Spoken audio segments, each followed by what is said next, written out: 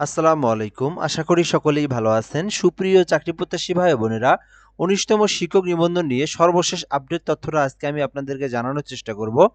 তো ২০২৬ সালের জানুয়ারি মাসেই কিন্তু ১৯তম শিক্ষক নিবন্ধন সার্কুলার প্রকাশ হতে যাচ্ছে। তো আজকে আমরা এই সার্কুলার নিয়ে বিস্তারিত আলোচনা করব, কবে সার্কুলার প্রকাশ করা হবে এবং সর্বশেষ আপডেট তথ্য অনুযায়ী পরীক্ষার যে নীতিমালা, সেই নীতিমালাও কিন্তু আমি আপনাদেরকে সুন্দর করে দেখে দেওয়ার চেষ্টা করব এবং গতকাল কিন্তু বাংলাদেশের কোন কোন শিক্ষা প্রতিষ্ঠানে কতজন শূন্যপদ রয়েছে, কতজন শিক্ষক নিয়োগ দেওয়া হবে, এই শূন্যপদের তালিকা কিন্তু তৈরি করা হয়েছে। সেটাও কিন্তু দিয়ে দেওয়া হয়েছে, এনটিআরসি থেকে আমরা জানতে পেরেছি। সো সেই বিষয়টাও আমি আপনাদেরকে বলবো। এক কথায় যে আপডেট ইনফরমেশনগুলো আছে ১৯তম শিক্ষক নিবন্ধন নিয়ে, সকল আপডেট ইনফরমেশনগুলো একসাথে একই ভিডিওতে থাকছে। ভিডিওটা শেষ পর্যন্ত দেখলে আপনি বিষয়গুলো জানতে পারবেন এবং আপনি এখান থেকে প্রিপারেশনটাও নিতে পারবেন। তার আগে একটু বলে নেব, আপনি যদি আমাদের এই চ্যানেলটাতে নতুন হয়ে থাকেন, নতুন এসে থাকেন, অবশ্যই সাবস্ক্রাইব করে রাখবেন। বাংলাদেশের সরকারি যত নিয়োগ সার্কুলার আছে, সকল সরকারি নিয়োগ সার্কুলার আমাদের এই চ্যানেলে পাবেন। এজন্য অবশ্যই আমাদের এই চ্যানেলটাতে সাবস্ক্রাইব করে রাখবেন এবং সার্কুলার দেওয়া মাত্র সবার আগে আপনি এই চ্যানেলেই পেয়ে যাবেন। পাশাপাশি আমাদের ফেসবুক যে পেজ যেটা আছে, সেটাও কিন্তু আমাদের কমেন্ট বক্সে দিয়ে রাখবো, ওখান থেকে আপনারা ফেসবুক পেজে যুক্ত হয়ে যাবেন। ১৯তম শিক্ষক নিবন্ধন পরীক্ষা ২০২৬ বড় পরিবর্তন ঘোষণা। আচ্ছা, non government teachers registration and certification authority NTRCA আগামী ১৯তম শিক্ষক নিবন্ধন পরীক্ষায় বড় ধরনের পরিবর্তন আনছে। নিয়োগ প্রার্থীদের জন্য এটি যেমন নতুন সুযোগ তেমনই চ্যালেঞ্জও, কেননা এইবারের পরীক্ষা কিন্তু নীতিমালা পরিবর্তন করা হয়েছে, ভিন্ন আঙ্গিকায় পরীক্ষা নেওয়া হবে। সো এটা কিন্তু একদিক দিয়ে সহজ, আবার একদিক দিয়ে কিন্তু চ্যালেঞ্জও। তো এরপর আমরা এখান থেকে দেখব যে বিষয়গুলো, এই যে ১৯তম শিক্ষক নিবন্ধন অর্থাৎ সপ্তম গণবিজ্ঞপ্তিতে কিন্তু আপনার যে শূন্যপদ, এই শূন্যপদের তালিকা কিন্তু প্রকাশ করা হয়েছে, যেটা কিন্তু জানুয়ারি মাসের ৩ তারিখেই প্রকাশ করা হয়েছে। তো আমরা এখান থেকে দেখব একদম আপডেট যে শূন্যপদের তালিকা, কতজন শূন্যপদের তালিকা ঘোষণা করা হয়েছে।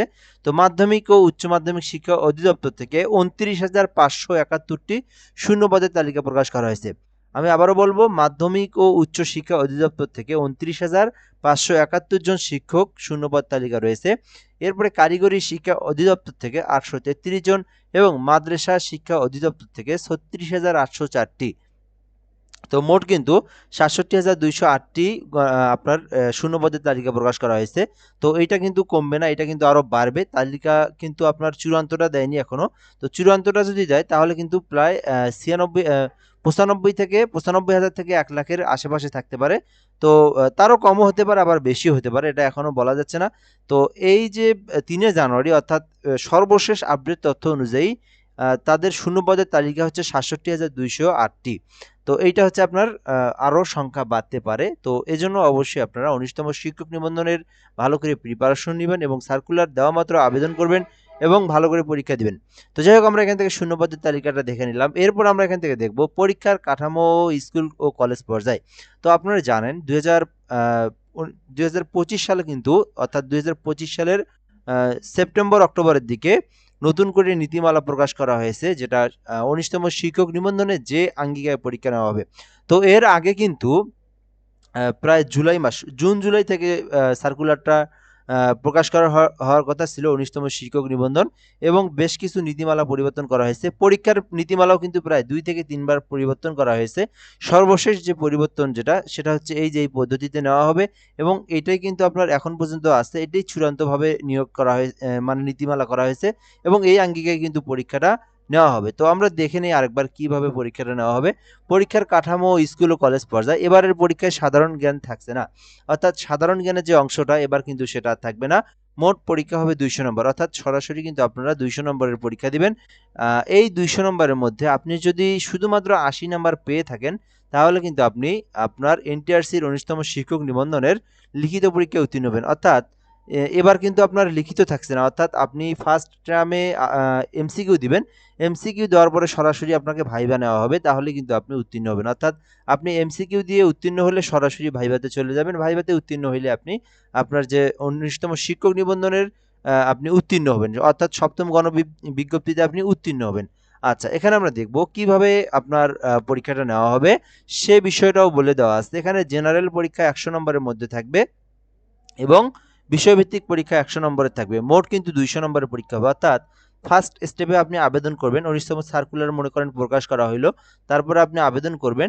তারপরে আপনার কি করা হবে, তারপরে আপনার আবেদনের পর যখন আপনি পরীক্ষা দিতে যাবেন, আপনার কিন্তু এমসিকিউ পরীক্ষা হবে সরাসরি 200 নম্বরের, যেখানে বিষয়ভিত্তিক পরীক্ষা থাকবে 100 এবং জেনারেলের মধ্যে থাকবে 100। এই 200 নম্বরের আপনার এমসিকিউ পরীক্ষা হবে, 200টা এমসিকিউ থাকবে, সেখান থেকে আপনাকে মিনিমাম 80 নাম্বার পাইতে হবে। তো জেনারেলের 100 নম্বরের মধ্যে বাংলাতে 25 নাম্বার থাকবে এবং ইংরেজিতে থাকবে 25 নাম্বার এবং গণিতে 25 নাম্বার এবং সাধারণ বিজ্ঞানে 25 নাম্বার। তাহলে এখানে বাংলা, ইংরেজি, গণিত এবং সাধারণ বিজ্ঞান 25 করে 4 25-এ 100 নাম্বার থাকবে জেনারেল পরীক্ষায়। এরপরে বিষয়ভিত্তিক থাকবে 100 নাম্বার, অর্থাৎ আপনি অনার্সে অথবা ডিগ্রিতে যে সাবজেক্টের উপরে, যে ডিপার্টমেন্টের উপরে আপনি অনার্স ডিগ্রি করেছেন, সেই ডিপার্টমেন্টের অর্থাৎ সেই সাবজেক্টের উপরে থাকবে 100 নাম্বার। আর আপনার যে সকল বিষয়ের উপরে থাকবে 100 নম্বর। তো আশা করি আপনারা এই বিষয়টা বুঝতে পেরেছেন। সো এই হলো মোট কিন্তু 200 নম্বর। আচ্ছা, এটা হলো জেনারেল যারা, অর্থাৎ যারা হচ্ছে অনার্স অথবা ডিগ্রি যারা, তাদের ক্ষেত্রে এটা। আর যারা হচ্ছে মাদ্রাসা পর্যায়ে যারা, অর্থাৎ এই বিষয়টা কি, এখান থেকে আপনি অনার্সে মনে করেন আপনি ইংলিশ ডিপার্টমেন্ট, সো ইংলিশ ডিপার্টমেন্টের উপর শুধুমাত্র ইংরেজির উপরেই থাকবে 100 নম্বর, আর সকল সাবজেক্টের উপরে থাকবে 100 নম্বর। সো এরকম করে আপনার ডিপার্টমেন্ট বা আপনার সাবজেক্টের উপরে থাকবে 100 নম্বর, আর এখান থেকে যেটা আপনার সাধারণ যে বইগুলো সেগুলোতে থাকবে 100 নম্বর।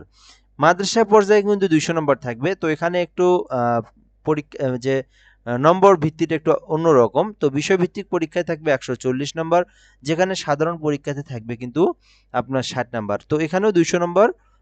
এখানে আপনার বাংলাতে থাকবে হচ্ছে এখানে আপনার সাধারণ পরীক্ষা থাকবে হচ্ছে 60 নাম্বার, যেমন বাংলাতে 15, ইংরেজিতে 15, সাধারণ জ্ঞানে 15, এখানে হচ্ছে গণিত এবং সাধারণ বিজ্ঞানে কিন্তু 15।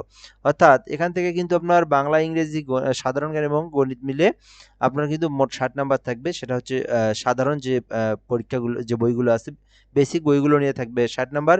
আর মাদ্রাসা পর্যায়ের যারা যেখান থেকে পড়ে, তো যেমন হচ্ছে যারা ফাজিলে পড়ে, সো ফাজিলের যে গ্রুপে আপনি পড়েন, সো সেই গ্রুপের যে বইগুলো আছে, সেই বইগুলোর থেকে থাকবে কিন্তু 140 নাম্বার।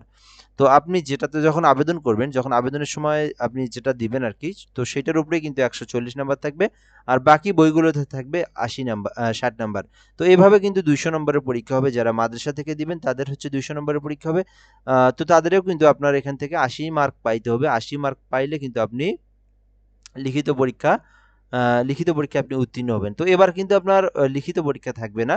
সো আপনি সরাসরি এমসিকিউ দিয়ে সরাসরি আপনি ভাইভাতে চলে যাবেন। তো যেমন সহজ তেমনই কঠিন, যেহেতু 80 নাম্বার, অর্থাৎ এমসিকিউ এর মধ্যে কিন্তু 80 নাম্বার পাইতে হবে। 200 নাম্বার পরীক্ষাও কিন্তু 200 নাম্বারের মধ্যে হবে। তো আপনারা এমসিকিউ এর উপরে জোর দিবেন, এমসিকিউ ভালো করে পড়বেন, তাহলে কিন্তু আপনারা ইনশাআল্লাহ উত্তীর্ণ হবেন। এখন আমরা দেখব 5 নাম্বার। তো এখানে সব পর্যায়ে স্কুল 1, স্কুল 2 এবং মাদ্রাসায় 200 নম্বরের মধ্যে 80 নাম্বার পাইলে কিন্তু আপনি উত্তীর্ণ হবেন। তো বিষয়টা কিন্তু অনেক সহজও, যাদের কাছে সহজ তাদের কাছে সহজ, যাদের কাছে কঠিন তাদের কাছে কঠিন মনে হবে। তো এখন আমরা দেখব এখান থেকে যে বিষয়গুলো, সেই বিষয়গুলো আমি আপনাদেরকে জানানোর চেষ্টা করব। তো সবচেয়ে বড় পরিবর্তন যেটা, আগের মতো লিখিত পরীক্ষা আর থাকছে না। যেটা আমি একটু আগে বললাম যে লিখিত পরীক্ষা থাকবে না, আপনার হচ্ছে এমসিকিউ থাকবে, তারপরেই আপনার ভাইবা। শুধুমাত্র প্রিলিমিনারি প্লাস ভাইবা, অর্থাৎ শুধুমাত্র প্রিলিমিনারি দিয়েই কিন্তু সরাসরি ভাইবাতে আপনি চলে যাবেন। উত্তীর্ণ হলে আপনার চাকরির যে যোগ্যতা সেটা কিন্তু অর্জন করবেন, প্রাইমারি শিক্ষক নিয়োগের প্রক্রিয়ার মতোই। তো এরপর আমরা দেখবো এনটিআরসি এর সার্কুলার প্রকাশ কবে হবে। এইটাই হচ্ছে সব থেকে বড় বিষয়, যে সার্কুলারটা কবে দিবে। তো আপনারা জানেন এনটিআরসি সার্কুলার কিন্তু সেই 2025 সালের আগস্টে হওয়ার কথা ছিল, সেপ্টেম্বর, অক্টোবর, নভেম্বর, ডিসেম্বর। তো এইভাবে 4 মাস অতিবাহিত হয়েছে, কিন্তু সার্কুলার প্রকাশ করা হয়নি। এর মধ্যেই কিন্তু আপনার প্রাইমারির প্রধান শিক্ষক, প্রাইমারির সহকারী শিক্ষক, দুইটার সার্কুলার প্রকাশ করা হয়েছে এবং প্রাইমারি প্রধান শিক্ষক আবেদন আপনার প্রাইমারি সহকারী শিক্ষকের কিন্তু পরীক্ষাও কিন্তু চলে আসছে 9 জানুয়ারি। তো এই হলো বিষয়, অর্থাৎ আপনার প্রাইমারি যেগুলো, ওইগুলো কিন্তু পরীক্ষা সব হয়ে গেছে। এখন শুধুমাত্র 19তম শিক্ষক নিবন্ধন সার্কুলার বাকি আছে।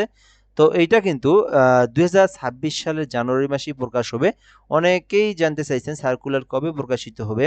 তো এনটিআরসির সূত্রে জানা গেছে, নতুন সিদ্ধান্ত অনুযায়ী 2026 সালের জানুয়ারি মাসের শেষের দিকে 19তম শিক্ষক নিবন্ধনের সার্কুলার প্রকাশ করা হবে। তো আপনারা যারা এটা নিয়ে আপনারা অনেক কনফিউশনের মধ্যে ছিলেন যে কবে প্রকাশ করা হবে, তো এটা কিন্তু 2026 সালের, অর্থাৎ এই যে এই জানুয়ারি মাসের শেষের দিকেই আপনারা সার্কুলার পেয়ে যাবেন। যে কোনো একদিন হঠাৎ করে কিন্তু সার্কুলার দিবে, আপনারা জানতে পারবেন।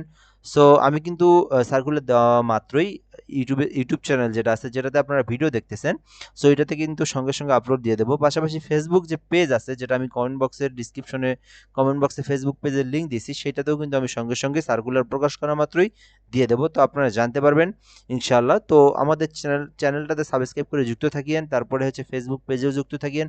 সঙ্গে সঙ্গে জানাবো, যে কোনো একদিন আপনারা পাবেন, এটা দ্রুতই দেওয়া হবে, অল্প কয়েকদিনের মধ্যে আপনারা 19তম শিক্ষক নিবন্ধন নিয়ে আপনারা জানতে পারবেন। যেহেতু আপনার এইটা নিয়ে কাজ করতেছে এনটিআরসি, সো দেখতেই পারতেছেন এখানে কিন্তু তারা শূন্য পদের তালিকাও প্রকাশ করা হয়েছে, যে কোনো দিন কিন্তু তারা বিজ্ঞপ্তি দিয়ে দিবে। তো যাই হোক, এ পর্যন্ত ভিডিওটা, ধন্যবাদ, ভালো থাকবেন, আসসালামু আলাইকুম।